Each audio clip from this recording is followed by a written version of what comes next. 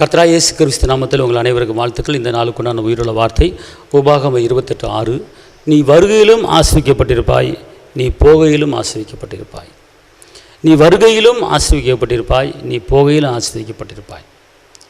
அன்பார்ந்தவர்களே, நம்ம பிரயாணப்பட்டு ஒரு இடத்துக்கு போனால் அது ஆசீர்வாதமான ஒரு பிரயாணமாக இருக்கணும். நம்ம ஒரு வேலையை முடிச்சுட்டு வரும்போதும் போகும்போதும் நமக்கு ஒரு பத்திரமான ஒரு சூழ்நிலையை, ஒரு பாதுகாப்பான ஒரு சூழ்நிலையை கர்த்தர் நமக்கு ஏற்படுத்தி தரணும்னா அந்த வருகையிலும் போகையிலும் நீ ஆசீர்வாதமாக இருப்பாய். அப்புறம் என்ன அர்த்தம்னு கேட்டால், எந்த ஒரு கெடுதலும், எந்த ஒரு நெருக்கமோ, எந்த ஒரு பொல்லாப்பும் நம்மளுக்கு வராமல் நம்மளை பாதுகாத்து நடத்துகிறதான் ஒரு ஆசீர்வாதம். அதான் வருகையிலும் ஆசீர்வதிக்கப்பட்டிருப்பாய், நீ போகையிலும் ஆசீர்வதிக்கப்பட்டிருப்பாய். நீ வந்தாலும் ஆசீர்வாதம், போனாலும் ஆசீர்வாதம். நான் எங்கே போனாலும் ஆசீர்வாதமாக இருப்பேன். ஒரு வேலைக்கு போனாலும் ஆசீர்வாதத்தை கொண்டுட்டு போவேன். திருப்பி வரும்போது ஆசீர்வாதத்தை கொண்டு வருவேன். ஆசீர்வாதம் என்கிட்ட தங்கி இருக்குது அப்படிங்கிற நினைப்பில் இருங்க. கர்த்தர் சொல்கிறாரு, போகும்போது நீங்கள் முறுமுறுத்துட்டு போகாதீங்க.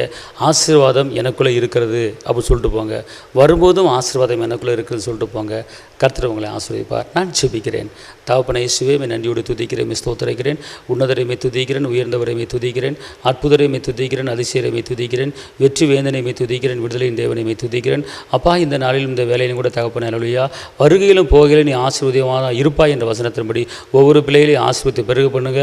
போகும்போது வரும்போது உடைய பாதுகாப்பு கூட இருக்கணும், பலன் கூட இருக்கணும், கிருபை கூட இருக்கணும், அற்புதம் கூட இருக்கணும், அதிசயங்களை காண பண்ணுங்க. இயேசுவின் நாமத்தில் பிதாவே, ஆமென்.